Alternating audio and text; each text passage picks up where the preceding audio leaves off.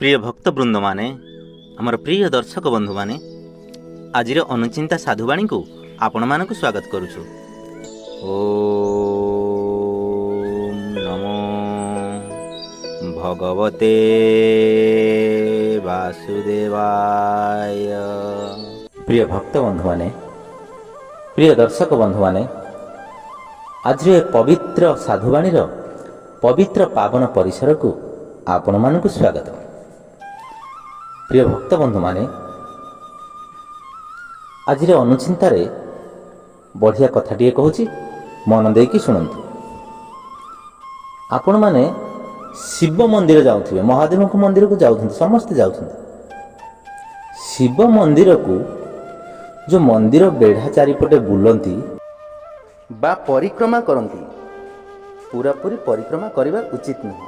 कारण माँ पार्वती स्नानकुंड सेठी थाए। स्नानकुंड को माँ का स्नानकुंड परिक्रमा करवा उचित नुह। ताठू आग को जावा उचित नुह। सेठू पुणी पछकू आसी पुणी आरपटे से पाख पर्यंत भी जापर किंतु ताकू अतिक्रमण करेंगे ना। ताकू संपूर्ण बुलती केते मु देखी केते लोक संपूर्ण बुलती ताकू संपूर्ण न बुली अर्ध परिक्रमा करंतु पूरा संपूर्ण परिक्रमा करंतु ना। अर्ध परिक्रमा कले भल।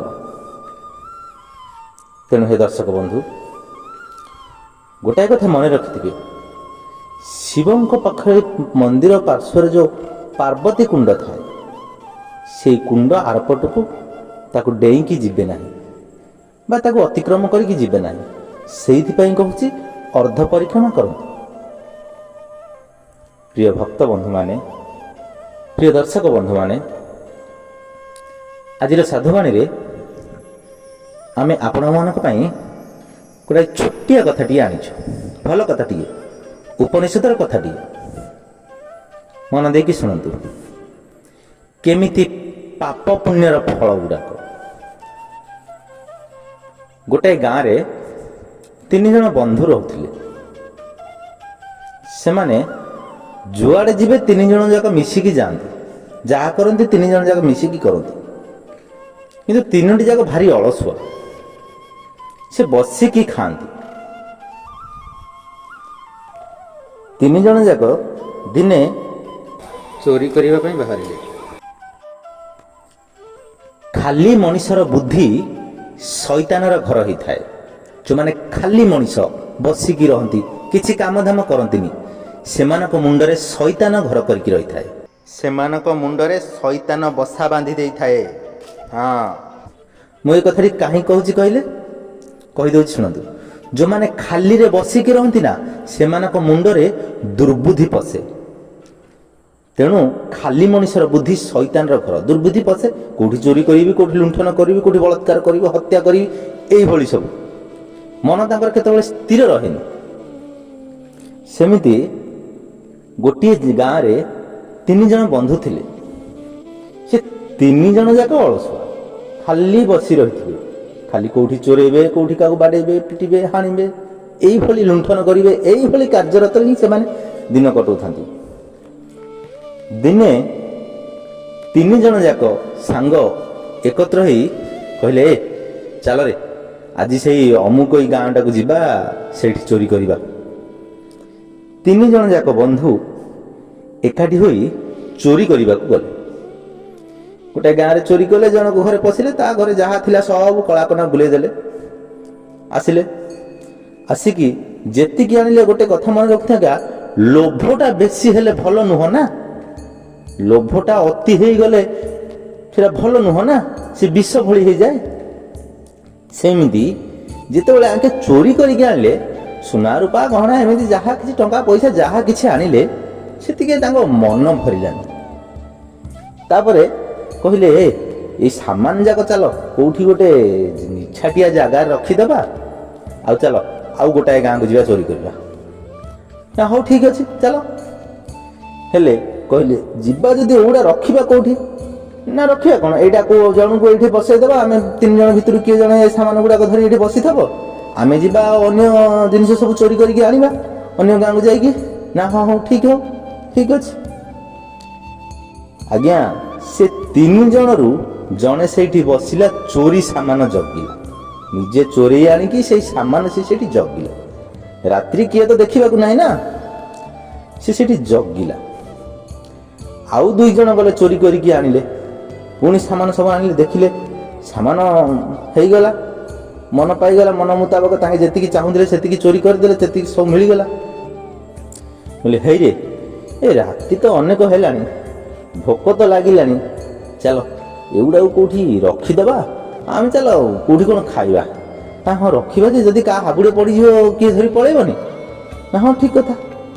ସେଠି ଜଣଙ୍କୁ ରଖିଦେଲେ, ଜଗେଇଦେଲେ। ପୁଣି ଯିଏ ଫାଷ୍ଟରେ ଜଗିଥିଲା ସିଏ ହିଁ ସେଇଠି ରହିଲା। ଆଜ୍ଞା ଏଠି ଗୋଟେ କଥା ଚିନ୍ତା କରନ୍ତୁ, ଚୋରି ସାମାନ ଏମାନେ ଜଗିଛି ଜଣେ, ଯଦି କିଏ ସେଇଠି ହାବୁଡ଼ିବ ବୋଲି ନେଇଯିବ ବୋଲି କହୁଛନ୍ତି, ଯଦି ସିଏ କିଏ ନେଇଯିବ କ'ଣ ଆକୁ ତ ମାରିଦେବ ନା, ଯିଏ ଜଗିଥିବା ଲୋକଟାକୁ। ଚୋରି ସାମାନ ନେଇ ଜଗିଛି, ଏମାନେ ଚୋରି କରି ଆଣୁଛନ୍ତି ବୋଲିକିରି ଅନ୍ୟମାନଙ୍କୁ ଚୋର ଆଖିରେ ଦେଖୁଛନ୍ତି କିଏ ଆମ ଜିନିଷ ଗୁଡ଼ାକୁ ନେଇଯିବ ବୋଲିକି। ହଁ ଦେଖନ୍ତୁ କେମିତିଆ କଥା। ସେଇ ଯୋଉ ପ୍ରଥମେ ଯିଏ ସେଇ ସାମାନ ଜଗିଥିଲା ସିଏ ଜଗିଲା, ଆଉ 2 ଜଣ କହିଲେ ହେଇରେ ତୁ ଜଗିଥା, ଆମେ ଯାଉଛୁ, ଆମେ କ'ଣ କେଉଁଠି ଢାବାରେ ହୋଟେଲରେ କେଉଁଠି କ'ଣ ଖାଇଦେବୁ, ଆଉ ତୋ ପାଇଁ ନେଇକି ଆସିବୁ। ନା ହଁ ହଁ ଯାଅ, ହେଇଠି ଯିବ ଯେ ଟିକେ ମାଲ ପାଣି ଆଣିଥାଉ ବା, ମଦ ପାଣି ଟିକେ। ନା ହଁ ହଁ ଆମେ ଆଣିବୁ, ଆମେ ଟିକେ ଟିକେ ମଦ ପିଇବୁ, ଖାଇବୁ, ତୋ ପାଇଁ ମଦ ନେଇକି ଆସିବୁ, ମାଂସ ଭାତ ତୋ ପାଇଁ ନେଇକି ଆସିବୁ, ହଉ ହେଲା। ନା ହଁ ହଉ। 2 ଜଣ ଯାକ ଗଲେ, ଜଣେ ଜଗିଲା, 2 ଜଣ ଗଲେ। 2 ଜଣ ଗଲେ, ମାଲ ଟିକେ ଟିକେ ମାରିଦେଲେ, ଟିକେ ଚିଆଣିଆ ହେଇଗଲା, ଗ୍ଲୋଥ ପଳେଇ ଆସିଲା। ସେମାନେ ଖାଇ ବସିଲେ, ମାଛ ମାଂସ ତାଙ୍କର ଯାହା କିଛି ଖାଇବା କଥା ଖାଇଲେ। ଚୋରି ସମ୍ପତ୍ତି ନା, ଲୋଭ ଲାଗିବନି, ଯାହା ଇଚ୍ଛା ତାହା ଖାଇଗଲେ। ଖାଇସାରିଲା ପରେ ଆଉ ଗୋଟେ ମିଲ୍ କହିଲେ, ଆଉ ଗୋଟେ ମିଲ୍ସ ପାର୍ସଲ ବାନ୍ଧିଦିଅ। ଦୋକାନୀ କହିଲେ, ସିଏ ତାର ହୋଟେଲ ବାଲା ଆଉ ଗୋଟେ ମିଲ୍ ପାର୍ସଲ ବାନ୍ଧିଦେଲା। ଆଉ ତା ପାଇଁ ଏମାନେ ତ ମଦ ପିଇଛନ୍ତି ନା, ଆ ପାଇଁ ଟିକେ ମଦ ଆଣିବାକୁ ପଡ଼ିବ ନା, ୟା ପାଇଁ ବି ଟିକେ ମଦ ନେଇକି ଆସିଲେ। ଆସିକି ଏଠି ଗୋଟେ କଥା ମନେ ପଡ଼ିଗଲା, ଦ୍ରୁତ କାମିନୀ ମଦ୍ୟପାନେ ପରମାରଣ୍ୟ ଅବସ୍ଥାନେ। ଦ୍ରୁତ କ୍ରୀଡ଼ା, କାମିନୀ, ମଦ୍ୟପାନ ଏଗୁଡ଼ାକ ଯୋଉଠି ଥାଏ ସେଇଠି ମୃତ୍ୟୁ ବସା ବାନ୍ଧିଥାଏ। ଦେଖନ୍ତୁ ଆପଣ ମଦ ଦୋକାନୀ ପାଖରେ ଗଣ୍ଡଗୋଳ କଳି କରୁଛ, ଆରେ କିଏ କାହାକୁ ମାରିଦେବ, କିଏ କାହାକୁ ଭୁଷିଦେବ, କ'ଣ ହେଇଯିବ, ସେଠି ମରିବ ନା। ଦ୍ରୁତ କାମିନୀ, ଗୋଟେ ସ୍ତ୍ରୀ କି ଯଦି 4 ଜଣ ପୁରୁଷ ଲାଗିଥିବେ ବୋଲେ କିଏ ନା କିଏ ଇଏ ଲାଗିଛି ସେ ଲାଗିଛି, କାହା ମନ ସହିବନି, ତା ସହିତ ସେ ମାରାମାରି ବାଡ଼ାବାଡ଼ି ସେଠି ମରିବ। ଖେଳରେ ମାରାମୁରି ହେଇ ମରନ୍ତି ନା। ତେଣୁ ଦ୍ରୁତ କାମିନୀ ମଦ୍ୟପାନେ ପରମାରଣ୍ୟ ଅବସ୍ଥାନ। ଏ 3 ଜଣ ଯାକ ମଦ ପିଇଲେ, ଚୋରି କଲେ। ଆହୁରି ଗୋଟେ କଥା କ'ଣ କହୁଛି ଶୁଣନ୍ତୁ, ଏଇ 2 ଜଣ ୟା ପାଇଁ ମଦ ଆଉ ଯୋଉ ମିଲ୍ସ ଧରି ଆସୁଛନ୍ତି, ଭାବୁଛନ୍ତି ହେଇରେ କଥା ହଉଛନ୍ତି, ହେଇରେ ଆମେ 2 ଜଣ ତ ଚୋରି କଲେ, ସିଏ ଖାଲି ବସିକି ଜଗିଲା, ଆମେ ଏତେ ଗୁଡ଼ାଏ ଟଙ୍କା ସୁନା ପଇସା ଗହଣା ସବୁ ଆଣିଛେ, ସେ ଖାଲି ଜଗିଲା ବୋଲି କ'ଣ ଭାଗେ ନେଇଯିବ? ନା ହଁ ବା, ମୁଁ ବି ସେଇ କଥା ଚିନ୍ତା କରୁଛି, ସେ ଜଗିଛି ବୋଲି କ'ଣ ତାକୁ ଭାଗେ ଦେଇଦେବା? ନାଇଁ ନାଇଁ, ଆମେ ଚୋରି କରି ଆଣିଲା ବେଳେ ଆମେ ଧରା ପଡ଼ିଥାନ୍ତେ ଯଦି, ଆମେ ତ ମରିଥାନ୍ତେ ନା, ସିଏ ତାର ଫିଟି ଯାଇଥାନ୍ତା। ନା ତାକୁ ପୁରା ଭାଗ ଦେବାନି ବା। ନା କ'ଣ କରିବା? ନା ଚାଲେ ତାର ଏ ଖାଇବାରେ ଟିକେ ବିଷ ମିଶେଇଦେବା। ନା ହଁ ହଁ ଠିକ୍। ଦେଖନ୍ତୁ ଆଜ୍ଞା କେମିତି ଦୁର୍ବୁଦ୍ଧି ତାଙ୍କ ମନକୁ ପହଞ୍ଚୁଛି। କ'ଣ କଲେ, ଗୋଟିଏ ଜାଗାରୁ ବିଷ ଆଣିକି ତାର ସେ ଖାଇବାରେ ଗୋଳିଦେଲେ, ପୁଣି ସେ ପାର୍ସଲଟି ଯେମିତି ବନ୍ଧା ହେଇଥିଲା ସେଇମିତି ବାନ୍ଧିଦେଲେ। ତାକେ ଏତିକି କଥା ଚିନ୍ତା କରିକି ଆସିକି ଇଏ ଯୋଉ ଜଗିଥିଲା, ଇଏ ପୁଣି ୟା ମନରେ କ'ଣ ଭାବୁଛି ଯେ ଆରେ ମୁଁ ତ ଜଗିଲି ଏଇଠି, ସେମାନେ ଚୋରି କରିକି ଆଣିକି ମୋରି ପାଖରେ ଗଦା କଲେ, ମୋରି ପାଖରେ ଜମା କଲେ, ଯଦି କେହି ଦେଖିଥାନ୍ତା ତ ଏ ସାମାନ ଗୁଡ଼ାକ ମୁଁ ଚୋରି କରିଛି ବୋଲିକି ମୋତେ ତ ବାଡ଼େଇକି ମାରି ଦେଇଥାନ୍ତେ ନା। ସେମାନେ ତ ଚୋରି କରିବାକୁ ଯାଇଛନ୍ତି, ସେମାନେ ତ ଫିଟି ଯାଇଥାନ୍ତେ। ମୁଁ ଏ ସାମାନ ଜଗିଛି, ମୁଁ ତ ଏଠି ପଡ଼ି ଯାଇଥାନ୍ତି ନା, ମୁଁ ମରିଥାନ୍ତି। ଆଉ ସେମାନେ ସମାନ ଭାଗ କରିକି ନେଇଯିବେ, ମୁଁ ଯେତିକି ନେବି ସେମାନେ ବି ସେତିକି ହିଁ ନେବେ। କାଇଁ ମୁଁ ତ ଅଧିକ ନେବା କଥା ନା, ମୁଁ ଏଇଠି ଜଗିଛି, ମୋତେ କିଏ ଧରିଥିଲେ ଏଠି ବାଡ଼େଇଥାନ୍ତା, ମାରିଥାନ୍ତା, ମୁଁ ମରିଥାନ୍ତି, ସେମାନେ ଫିଟି ଯାଇଥାନ୍ତେ। ନା ମୁଁ ଦେବିନି ପୁରା ଭାଗ। ହେଲେ ପୁରା ଭାଗ ନଦେଲେ ତ ସେମାନେ ବି ମାନିବେନି ନା। ଇଏ କଣ କହିଲା, ଏ ଯୋଉ ଚୋରି କରିବାକୁ ଯାଇଥିଲେ ଏମାନେ ଗୋଟେ ଫାର୍ସା ରଖିଥିଲେ, ପରଶୁରାମ ଟାଙ୍ଗି ଗୋଟେ ରଖିଥିଲେ। ସିଏ କଣ କରୁଛି, ସେ ଟାଙ୍ଗିଟିକୁ ଧରିକି ସେଠି ଜଗିଥିଲା। ସିଏ ମନେ ମନେ ଭାବିଲା, ନା ଏ ଦିହଙ୍କୁ ଏ ପରଶୁରାମ ଟାଙ୍ଗିରେ ଦେବୀ ପାହାରେ ପାହାରେ ଏ ସବୁ ଗୁଡାକ ଟଙ୍କା ସୁନା ପଇସା ଯାହା ଧନ ଗହଣା ସବୁ ମୁଁ ନେଇକି ପଳେଇବି। ଦେଖନ୍ତୁ ଆଜ୍ଞା, ଇଏ ସେମାନଙ୍କୁ ମାରିବାକୁ ଚେଷ୍ଟା କରୁଛି, ସେମାନେ ୟାକୁ ମାରିବାକୁ ଚେଷ୍ଟା କରୁଛନ୍ତି। କିଭଳି ପରିସ୍ଥିତି ଏଠି ପହଞ୍ଚିଗଲାଣି ଦେଖନ୍ତୁ। ଏଠି ଆଉ ଗୋଟେ କଥା ମନେ ପଡିଗଲା, କଳ୍ପନା ମୂଳେ କାଳ ଥାଇ ସେ ପ୍ରାଣୀ ତାହା ନ ଜାଣ।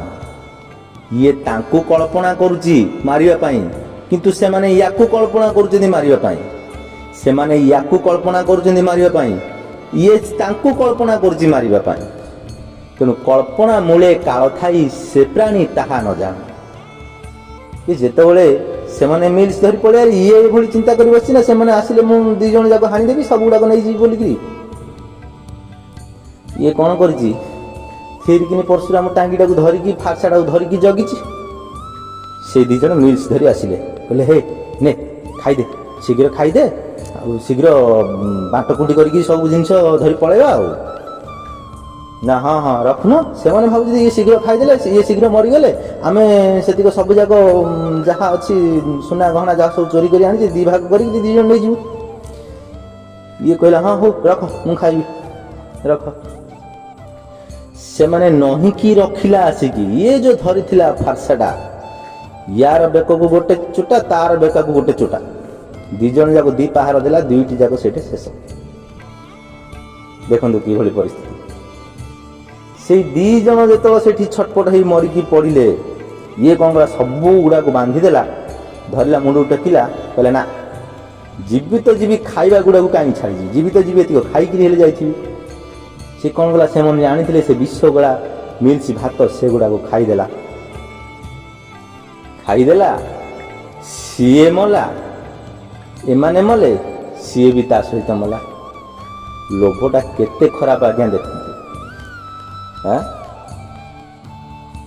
ଇଏ ତାଙ୍କୁ କଳ୍ପନା କରିଥିଲା ମାରିବି ବୋଲିକି, ସେମାନେ ୟାକୁ କଳ୍ପନା କରିଥିଲେ ମାରିବି ବୋଲି।